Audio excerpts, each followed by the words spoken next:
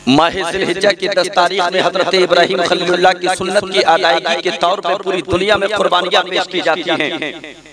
अल्लाह की बारगाह में मकबूलियत का दर्जा कौन सी कुर्बानी को मिलता है, सवाल ये पैदा होता है। बेशुमार लोग अल्लाह की बारगाह में कुर्बानियाँ पेश करते हैं। क्या सारी कुर्बानियाँ अल्लाह की बारगाह में कबूल होती हैं? पैगंबर इस्लाम सल्लल्लाहु अलैहि वसल्लम का एक फरमान आलीशान में आपकी निगाहों के सामने रखूं, जितने लोग रोए ज़मीन पे अल्लाह की बारगाह में कुर्बानियाँ पेश करते हैं, क्या वाकई सारे लोगों की कुर्बानियाँ पेश करने पर कुर्बानियाँ अल्लाह की बारगाह में मकबूल हो जाती हैं? नबी कौनैन का फरमान आलीशान सुनते चले। मेरे और आपके पैगंबर ने फरमाया 3 लोग ऐसे हैं कि जिनकी कुर्बानियां अल्लाह की बारगाह में मकबूल नहीं होती। सहाबा इकराम ने बारगाह रसूल में अर्ज किया, या रसूल अल्लाह, वो कौन से 3 लोग हैं जिनकी कुर्बानियां अल्लाह की बारगाह में मकबूल नहीं होती? पैगंबर इस्लाम ने फरमाया, नंबर 1, जिसके वालिदैन उससे राजी नहीं, अल्लाह उसकी कुर्बानी को अपनी बारगाह में मकबूल नहीं फरमाता।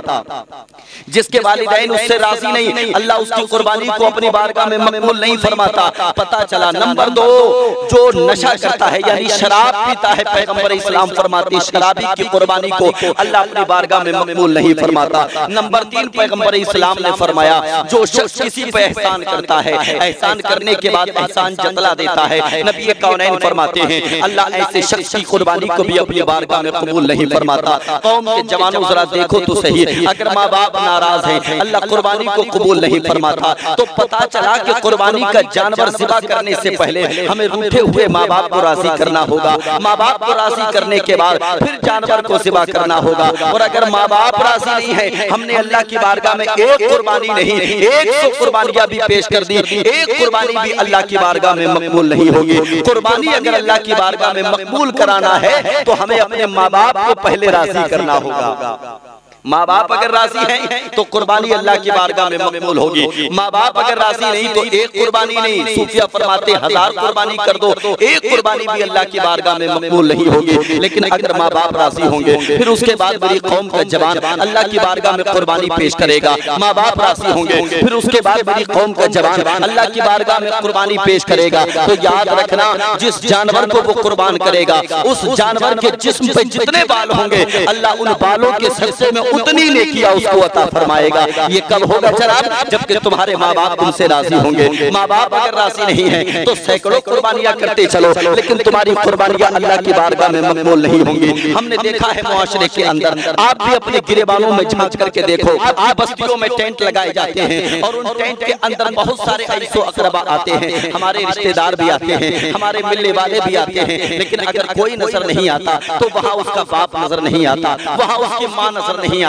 मेरी कौम के जवानों, ये लंगर लुटाने का कोई फायदा नहीं है, ये बहुत ज्यादा एहतमाम करने का कोई फायदा नहीं है। अगर तुम्हारे माँ बाप राजी नहीं है तो फिर तुम्हारी कुर्बानी अल्लाह की बारगाह में मकबूलियत का दर्जा हासिल नहीं कर सकती। माँ बाप अगर राजी नहीं है तो फिर तुम्हें कुर्बानी करने से क्या फायदा होगा? कौम के जवानों में गुजारिश करूंगा आपसे, कुर्बानियाँ पेश करने से पहले, अल्लाह की बारगाह में कुर्बानियाँ पेश करने से पहले अपने माँ बाप को राजी कर लो। अपने माँ बाप को राजी करने के बाद अगर तुम अल्लाह की बारगाह में कुर्बानी पेश करोगे तो फिर परवरदिगारे आलम तुम्हारी कुर्बानी को कबूल फरमाएगा। और वो जानवर मैदान महशर में, अल्लाह के हबीब फरमाते हैं, मैदान महशर में वो जानवर अपने खुरों के जरिए, अपने सींगों के जरिए और अपनी खाल के जरिए वो जानवर तुम्हें पुलसिराज से उतार के जन्नत की तरफ लेकर के जाता हुआ नजर आएगा। ये कब होगा? जबकि तुम्हारे माँ बाप तुमसे राजी होंगे। माँ बाप अगर राजी नहीं होंगे तो फिर अल्लाह की बारगाह में तुम्हारी कुर्बानी भी कबूल नहीं होगी। माँ बाप को राजी कीजिएगा।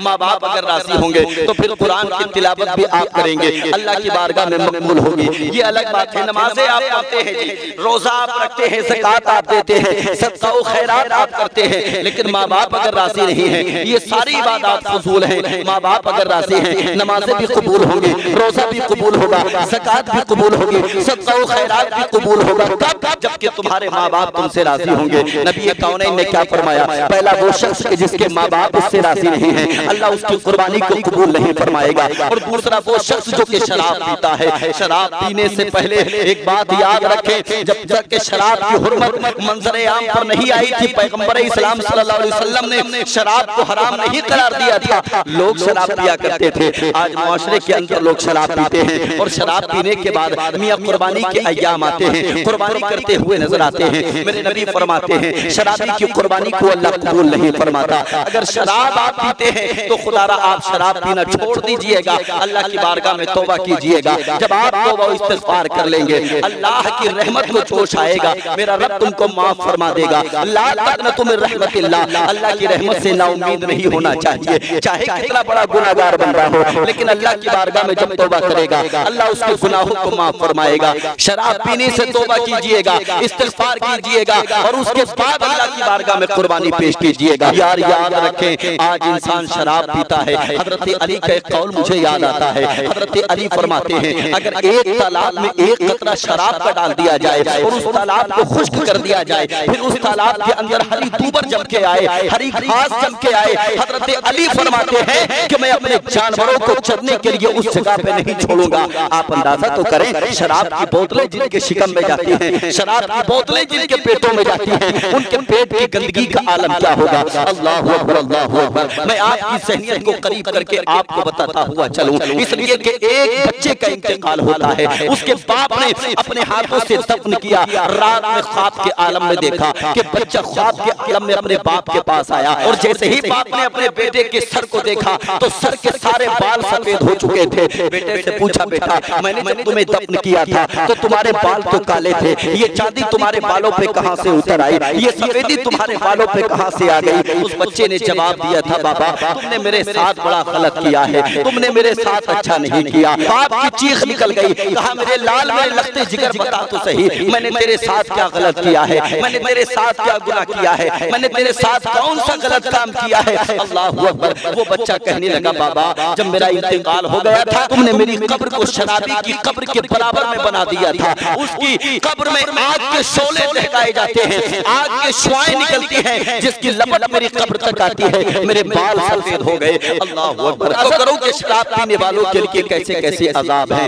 अगर शराबी बगैर तौबा किए जानवर को ज़िबा कराता है, अल्लाह की बारगाह में कुर्बानी पेश करता है, तो अल्लाह के हबीब फरमाते कि शराबी की कुर्बानी को अल्लाह मकबूल नहीं फरमाता। अगर चाहते हो कि आपकी कुर्बानी को अल्लाह की बारगाह में मकबूल किया जाए, अगर चाहते हो कि आपकी कुर्बानी मकबूलियत का दर्जा पाए, तो मैं उन हज़रात से गुजारिश करूंगा जो शराब पीने के आदी हैं, बदलो अपनी रविश को, बदलो अपनी आदत को। इसलिए कि पैगंबर इस्लाम ने जब फरमाया था ना कि शराब हराम है, शराब हराम है, और मुनादी ने आकर के निदा दी थी कि नबी कौनैन का फरमान है कि शराब हराम है। लोगों के लबों से जाम लगे हुए थे, लेकिन मोहम्मद अरबी का फरमान क्या सुना, नबी कौनैन का ऐलान क्या सुना। सारे लोगों ने कीमती शराबों को नालियों में बहा दिया था और ये कहा था हमें आज के बाद ये दुनिया की जाम नहीं चाहिए, बल्कि मोहम्मद अरबी के हाथों से मैदान महशर में हौज़ कौसर पे जाम चाहिए। अगर आपको भी हौज़ कौसर पे जाम चाहिए ना, तो फिर शराब से तौबा करना पड़ेगी,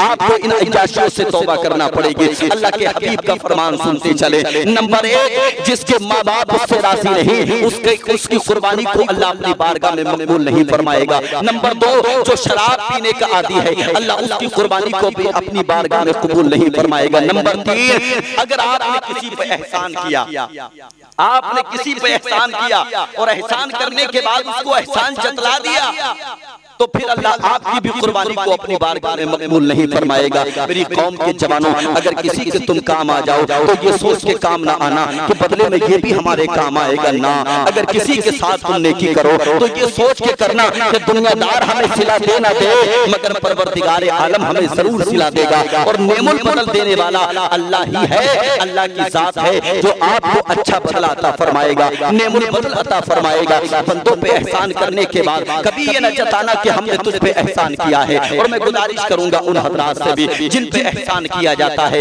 अपने मुहसिन का शुक्रिया अदा किया करें, इसलिए कि अल्लाह के हबीब फरमाते हैं आप अगर किसी का शुक्रिया अदा करेंगे परवरदिगार आलम आपसे राजी हो जाएगा। पहली बात, जिसके माँ बाप उससे राजी नहीं, अल्लाह उसकी कुर्बानी को कबूल नहीं फरमाएगा। दूसरी बात, जो शराब पीने का आदी है, अल्लाह उसकी कुर्बानी को भी अपनी बारगाह में कबूल नहीं फरमाएगा। और तीसरी बात, अल्लाह उसकी कुर्बानी को भी अपनी बारगाह में कबूल नहीं फरमाएगा जो कि एहसान करने के बाद अपना एहसान जतला दिया करता है। कुर्बानी अल्लाह की रिज़ा के लिए करें, गरीबों के खाने का इत्तेमाम किया करें। ये नहीं कि अच्छा अच्छा आपने फ्रीजर में रख लिया और फिर जो बचा उसको गरीबों में तकसीम कर दिया। ये सारा गोश्त अल्लाह की रिज़ा हासिल करने के लिए, अल्लाह की खुशनुदी हासिल करने के लिए गरीबों में तकसीम करो। इसलिए कि पैगंबर इस्लाम की बारगाह में, नबी कौनैन की बारगाह में गुलामों ने अर्ज किया था, या रसूल अल्लाह बेहतरीन मुसलमान कौन है। मेरे और आपके पैगंबर ने फरमाया था, बेहतरीन मुसलमान वो है जो सलाम का जवाब भी दे और गरीबों का खास ख्याल भी रखे,